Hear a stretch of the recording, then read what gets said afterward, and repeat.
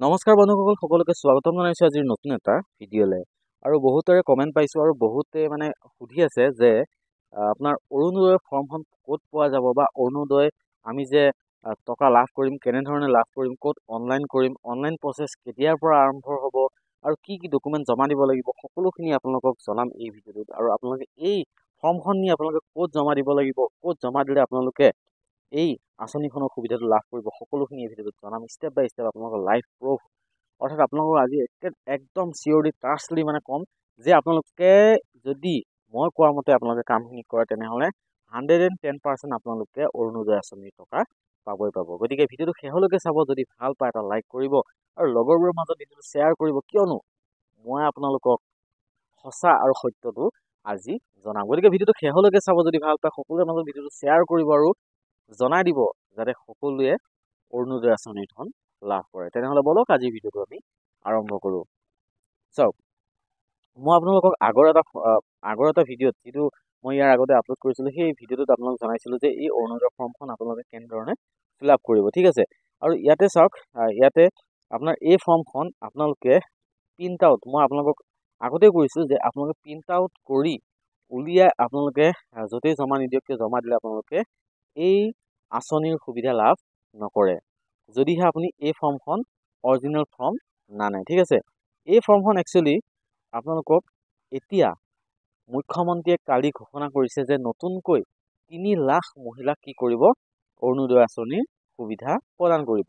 গতিকে আপোনালোকৰ মহিলাসকলৰ বাবে অতিকে সুখবৰ, কিয়নো 3 লাখ মহিলাই এই অহা ইলেকশ্যনৰ আগতেই 3 লাখ মহিলাই কি পাব, এই আঁচনিৰ ধন লাভ কৰিব।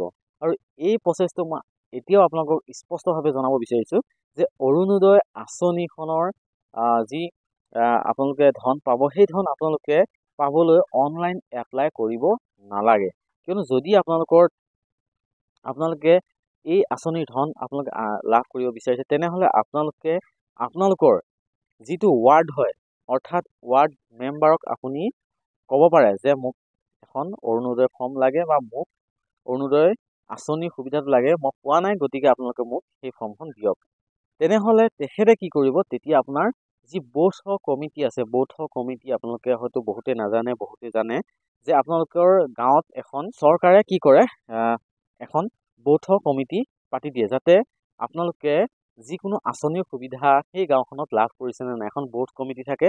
সেই বৌথ কমিটিৰ যোনজন সভাপতি বা ছেক্ৰেটৰীক যদি আপুনি কয় যে মই অৰুণোদয়ৰ ধন আঁচনি লাভ কৰা নাই, মোৰ এনেকুৱা প্ৰব্লেম আছে, গোটেইখিনি যদি আপুনি কয়, তেনেহ'লে সেই বৌথ কমিটিয়ে আপোনালোকক কি কৰিব, এই ফৰ্মখন প্ৰদান কৰিব। কমিটিয়ে কি কৰিব আপোনালোকক, যদি আপোনালোকে নাজানে, আপোনালোকে বৌথ কমিটিক খবৰ লওক, অতি শীঘ্ৰে বৌথ কমিটিৰ হাতত এই ফৰ্ম আহি আছে। গতিকে অতি শীঘ্ৰে আপোনালোকে কিছু ঠাইত হয়তো আহিছে আৰু কিছু ঠাইত হয়তো অহা নাই এতিয়ালৈ, আৰু যোনবিলাক ঠাইত আহিছে আপোনালোকে খবৰ লওক আৰু আপোনালোকে এই বৌথ কমিটিৰ পৰা ফৰ্মখন আনি আৰু আপোনালোকৰ তাতে কি কৰিব লাগিব, আপোনালোকে বেংক পাছবুক জমা দিব লাগিব, আধাৰ কাৰ্ড জমা দিব লাগিব, আপোনালোকৰ আইডেণ্টি প্ৰুফ, আৰু ধৰি লওক বেংক পাছবুক, আধাৰ কাৰ্ড আৰু আপোনাৰ ৰেচন কাৰ্ড। ঠিক আছে, এইকেইখন আপোনালোকে কি কৰিব লাগিব, তাতে জমা কৰিব লাগিব ফৰ্মখনৰ লগত। আৰু বৌথ কমিটিৰ পৰা যেতিয়া আপোনাক এই ফৰ্মখন দিব, আৰু আপুনি এই ফৰ্মখনৰ লগত আপোনালোকে ফিজিকেলি আপোনাৰ সেই 3টা ডকুমেণ্ট